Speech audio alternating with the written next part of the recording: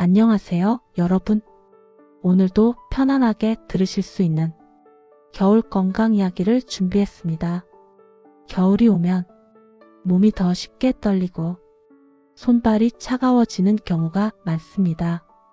특히 65세 이상 어르신들은 저체온증이 더 빨리 찾아올 수 있어 꼭 알아두셔야 합니다.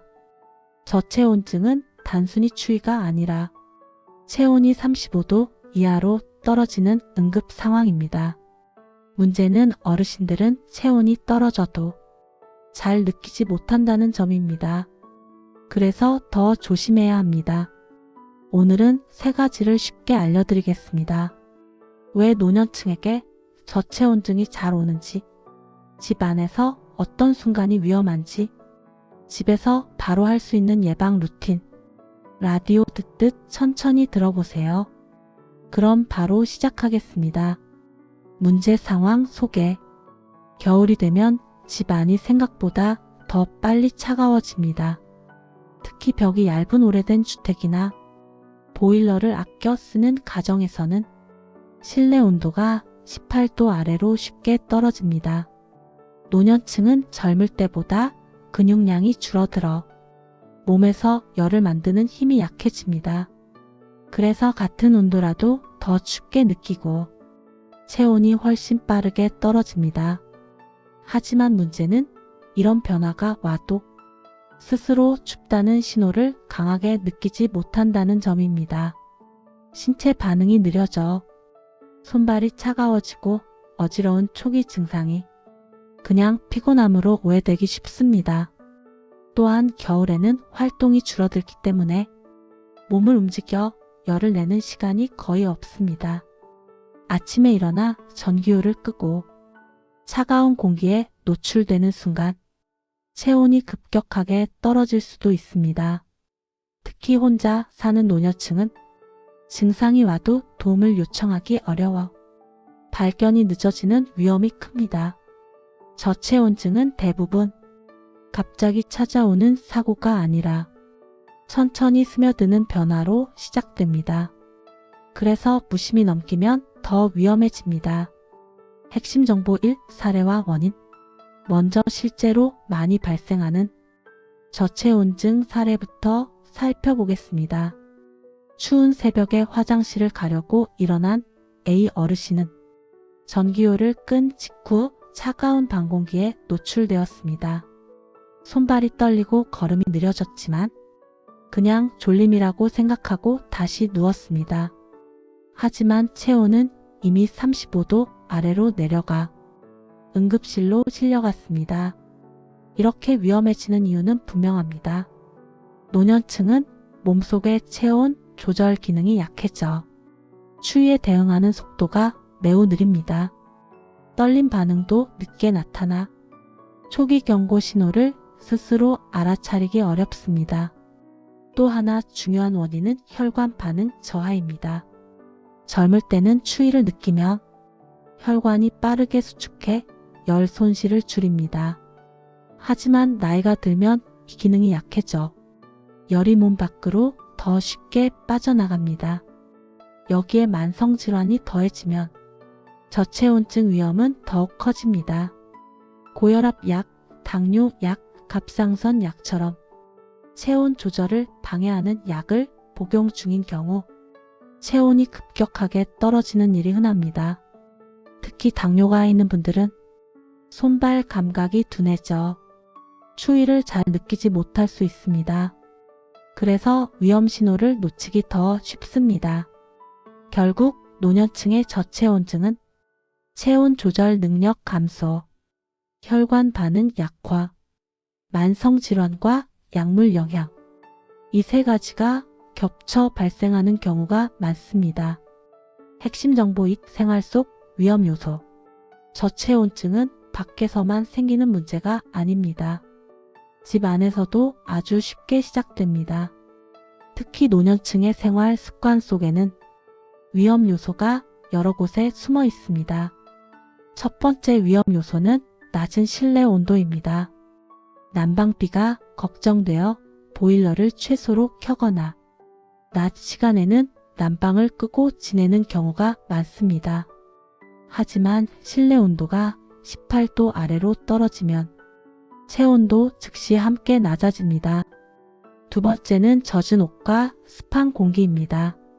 잠깐 걸어갔다 돌아온 뒤 겉옷이 젖어도 그냥 걸쳐두는 경우가 있습니다. 몸 가까이에 습한 옷이 닿으면 열이 빠르게 빠져나갑니다. 세 번째 위험은 전기요 사용 습관입니다.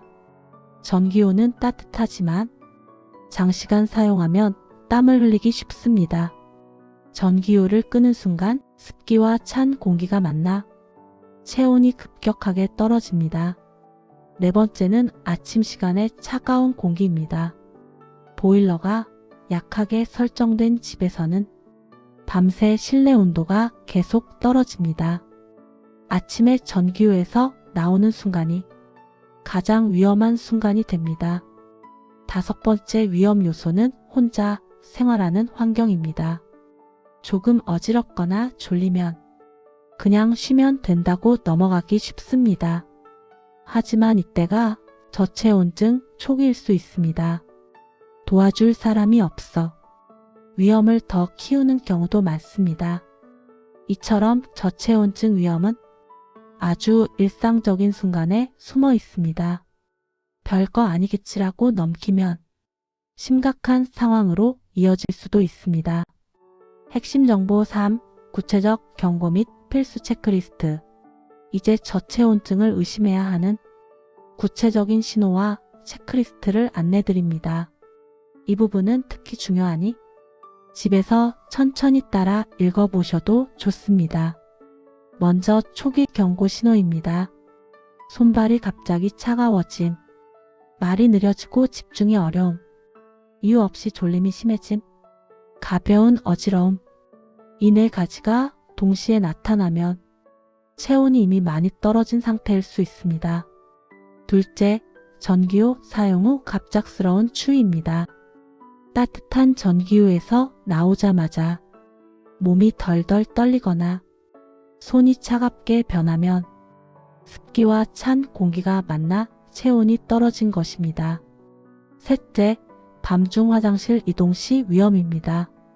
수면 중 체온이 가장 낮아지는데 차가운 바닥과 복도 공기가 몸에 큰 충격을 줍니다. 잠깐의 이동이지만 저체온증 초기 증상이 많이 발생하는 시간대입니다. 넷째, 의식 변화 신호입니다. 말투가 어눌해지거나 평소보다 반응이 느려지는 경우 뇌로 가는 온도가 떨어진 것입니다. 이때는 즉시 따뜻한 공간으로 옮기고 가능하면 가까운 병원으로 이동해야 합니다. 이제 필수 체크리스트를 알려드리겠습니다.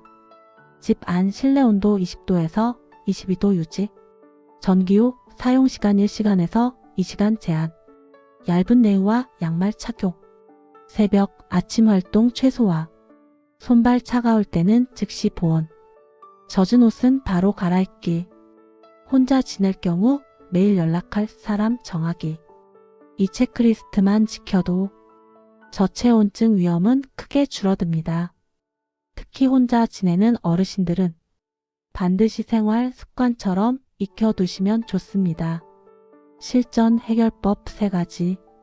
이제 집에서 바로 실천할 수 있는 저체온증 예방 루틴 3가지를 안내드리겠습니다.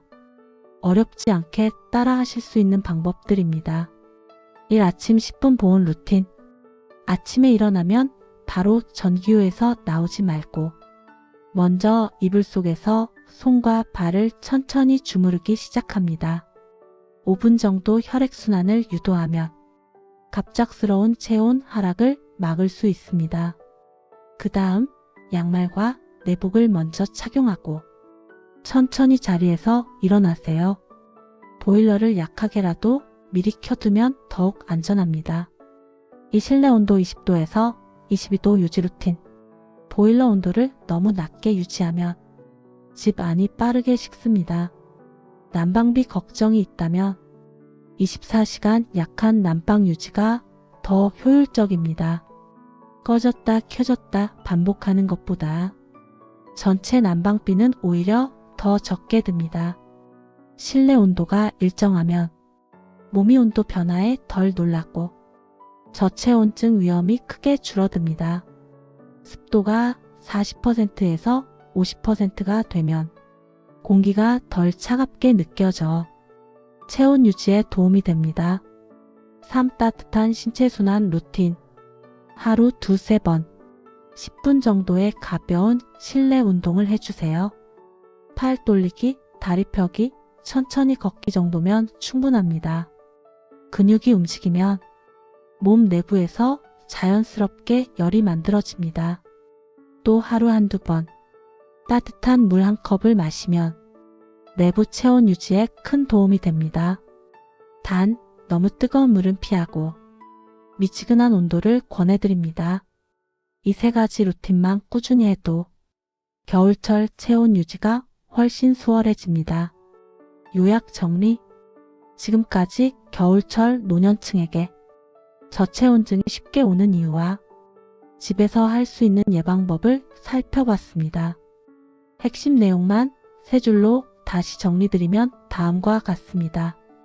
노년층은 체온 조절 기능이 약해 저체온증이 빠르게 진행됩니다. 낮은 실내 온도와 전기요 사용 습관 같은 생활 속 작은 요소가 위험을 키웁니다. 아침 보온 루틴 가벼운 운동 20도에서 22도 유지 난방이 가장 효과적입니다. 이 3가지만 기억해도 겨울철 안전이 크게 달라집니다. 특히 혼자 지내는 어르신들은 체온 변화에 더 민감하게 대응하셔야 합니다. 오늘 영상이 여러분의 겨울을 조금 더 안전하고 따뜻하게 만드는 데 도움이 되었기를 바랍니다. 저체온증은 눈에 잘 보이지 않아서 가볍게 느껴지기 쉽지만 한번 찾아오면 위험해질 수 있습니다. 그래서 조금 덜 춥게가 아니라 조금 더 따뜻하게를 목표로 하셔야 합니다. 혹시라도 손발이 심하게 차갑거나 어지러움이 반복된다면 잠시 쉬지 마시고 따뜻한 곳으로 이동해서 몸을 먼저 데우세요. 그리고 가까운 의료기관에 문의하시는 것이 좋습니다. 항상 강조드리지만 여러분의 건강은 누구보다 소중합니다.